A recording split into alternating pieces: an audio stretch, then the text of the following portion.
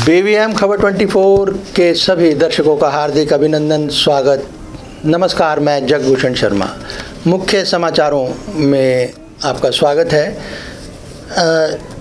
दूसरे voice south शिखर सम्मेलन के समापन सत्र में प्रधानमंत्री नरेंद्र मोदी ने अपने संबोधन में इजराइल हमास विवाद के चलते नागरिकों की हो रही मौतों पर गहरी चिंता व्यक्त की है और उन्होंने इसकी निंदा भी की है।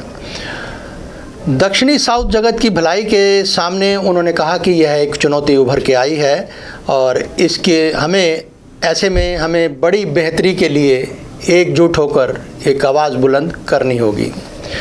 वहीं दूसरी ओर उन्होंने डिफेक AI, जिसे हम आर्टिफिशियल इंटेलिजेंस यानी कृत्रिम बुद्धिमत्ता कहते हैं, उसके बारे में भी कहा कि जहां एक और प्रधानमंत्री नरेंद्र मोदी ने इसका इजराइल हमास पर चिंता व्यक्त किया जो नागरिकों की मौतों पर, वहीं उन्होंने कहा कि कृत्रिम बुद्धिमत्ता जो है ये एक चिंता का विषय है और उन्होंने कहा कि यह असंतोष को जो है निरंतर बढ़ावा दे रही है, उत्तेजित करने वाली क्षमता, यानी जो कृत्रिम बुद्धिमत्ता है ये असंतोष को उत्तेजित करने वाली क्षमता है और ये निरंतर जो है बहुतायत में इसमें इसकी बढ़ोतरी हो रही है, बढ़ रही है। तो यह एक चिंता का विषय है। बाकी भविष्य में ये कितनी उपयोगी सिद्ध होगी ये अलग बात है।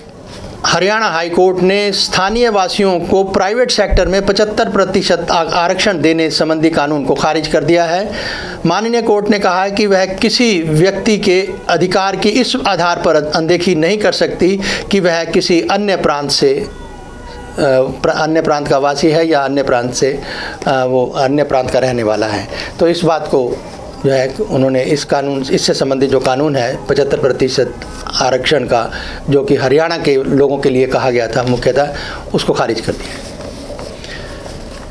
उत्तर काशी स्थित निर्माणाधीन सिलक्यारा बारकोट सुरंग के मलबे में जो 40 मजदूर फंसे हैं उनकी जो है अभी समस्या जस की तस बनी हुई है। उन्हें निकालने के पिछले 6 दिन से जो कोशिशें उन्हें निकालने की जारी हैं।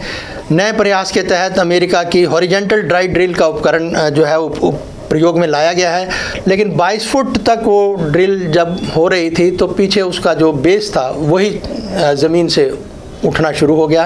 फिर उसे वहीं स्थिर करने की कोशिशें जारी हुई, लेकिन अगर कुल मिलाकर देखा जाए तो उन मजदूरों की जो स्थिति अभी जस की तस बनी हुई है और प्रयास निरंतर जारी हैं। इन मुख्य समाचारों में फ़िलहाल इतना ही, फिर मिलेंगे। नमस्कार।